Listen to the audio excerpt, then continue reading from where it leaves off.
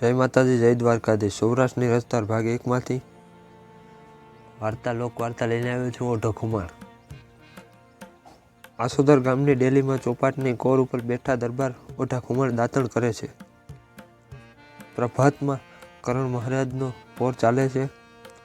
બરાબર એ જ ટાણે પર ગામથી કોઈ એક બાઈ પોતાની સાથે એક 15 વર્ષનો કિશોરને આંગળીએ વળગાડી ડેલીમાં થઈને ગઢની અંદર આઈને ઓરડે ચાલી ગઈ।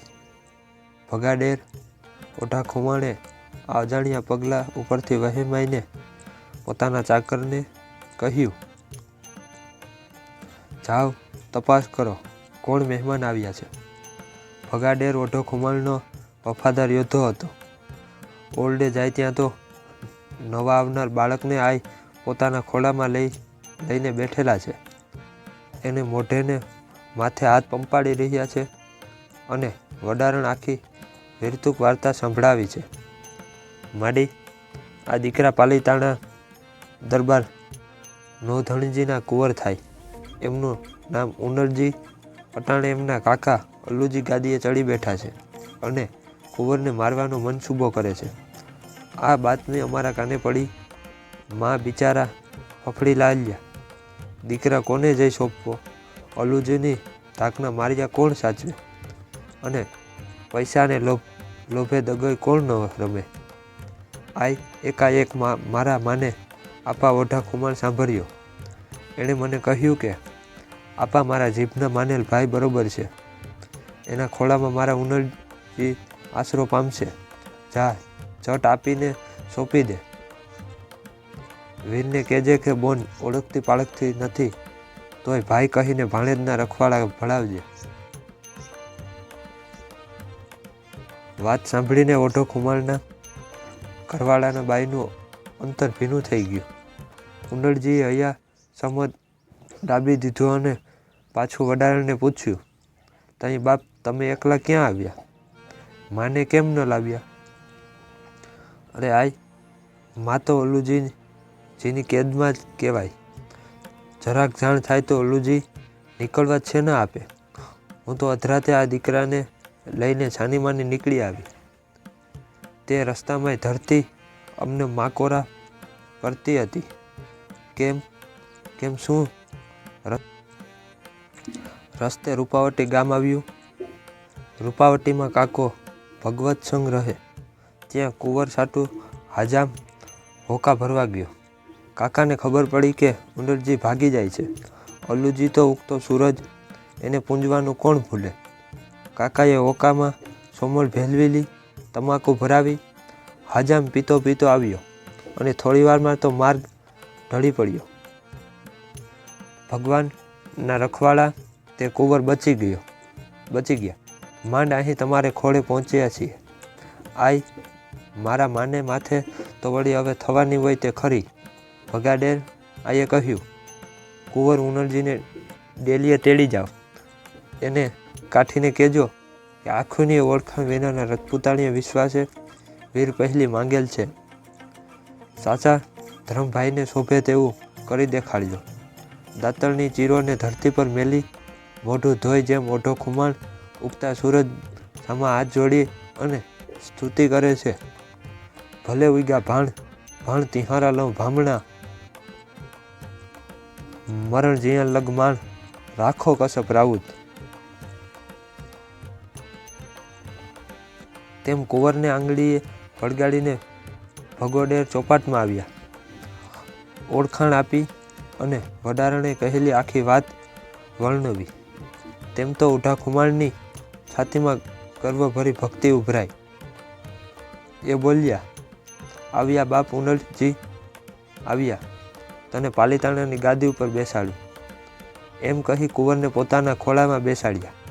એ વખતે ત્યાં મહેમાન બનીને આવેલા એક ખુમાણના મોંમાંથી એક અટ્ટહાસ્ય નીકળી ગયું। ઉનરજી તો કૂદીને ઓઢા ખુમાણના ખોળામાં ચડી ગયા બેઠા, પણ ઓઢો ખુમાણની આંખ મહેમાન તરફ ફરી। એણે પૂછ્યું, કેમ મેરામભાઈ તમારા હસવાનું મરમ શું છે? મરમ બીજો શું? તમારે કહ્યું કાંઈ? ત્યાં ખોળામાં પાલીતાણાની ગાદી આવી પડશે.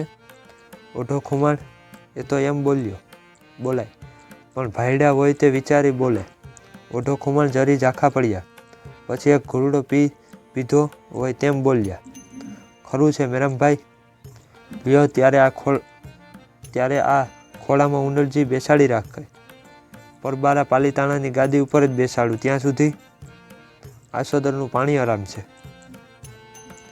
એમ કહીને પડખે પડેલા લોટામાંથી અંજલી ભરી નીચે ઢોળી ચોપાટમાંથી ઊભા થઈ ગયા અને હુકમ કર્યો, લાવો મારી ઘોડી.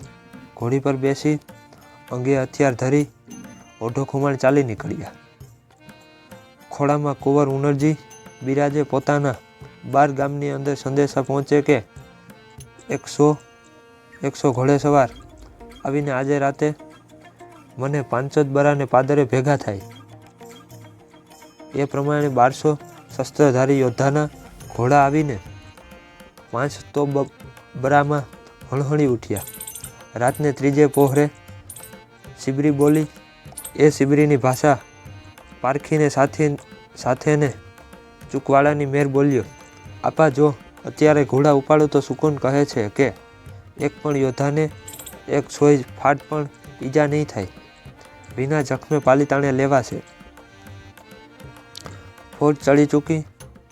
પો ફાટતા પાલીતાણાને પાદર પહોંચ્યા. દરવાજો ખુલ્યો કે તરત જ તમામ પાલીતાણાની અંદર પેસી ગયા અને ધીંગાણું આદર્યું. રાજના અમીરોએ પ્રજાઓને અને સૈનિકોને ઓઢા ખુમાણના ખોળામાં ઉંડલજીને બેઠેલા દીઠા એટલે તમામ ખસી ગયા. તમામ સમજી ગયા કે આ યુદ્ધ સ્વાર્થનું નથી, પોતાના બાળ રાજાના હિતનું છે.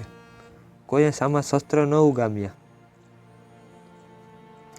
પણ દરબારગઢની ડેલી પર કેસર ભાથી નામનો એક રજપૂત પોતાની 80 ઘોડેસવાર લઈને સામે ઊભો રહ્યો. ઓઢો ખુમાણને બહુ સમજાવ્યો, કેસર, હું પાલીતાણાનો ધણીની ખાતર આવ્યો છું. મારે પાલીતાણાનો દાણોય ન ખપે. તું ખસી જા.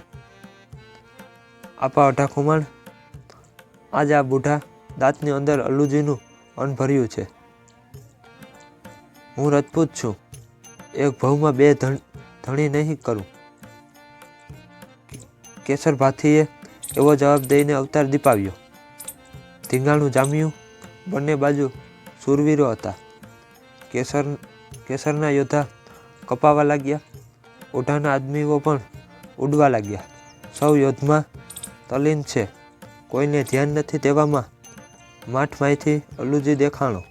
હાથમાં પ્રચંડ સાંગ હતી. અલ્લુજીએ બરોબર ઓઢાની ઉપર તાકીને ફેંકી. પલવારમાં ઓઢો અને કુમાર ઉનરજીનો બંનેનો જીવ નીકળી જાત. પણ નિમક હલાલ ભગાડેરે જોયું કે પોતાના ધણી અને પાલીતાણાનો ધણી બેય ઉઠશે. એણે પોતાનો ઘોડો મોઢા આગળ નાખ્યો. ઉપરથી પડતી સાંગ એની છાતીને ચીરી જમીનમાં પેઢી.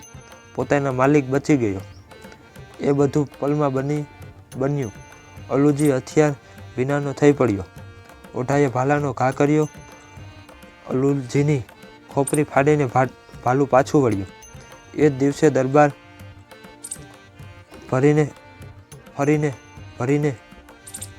ઓઢો ખુમાણ કુંવર ઉનરજી પાલીતાણા તખત ઉપર બેસાડ્યો અને બંદીજનોએ ઓઢા ખુમાણને બિરદાવ્યો કે ઘાટોળે ઘટ્યો તુને લૂણ તણા માટી આયે માણા. એથી એ જ ઉતી ઓઢિયા. હે લુણા ખુમાણના દીકરા ઓઢા ખુમાણ, તને જ્યારે પ્રભુરૂપી કુંભારે ઘંટોળે ઘડ્યો ત્યારે એની પાસે બસ એટલી જ તને બનાવવા પૂરતી જ માટી મર્દાનગી રૂપી રહી હતી. તે પછી એણે સુરવીરો સર્જી જ નથી. આ લોકવાર્તા અહીંયા પૂર્ણ થાય છે.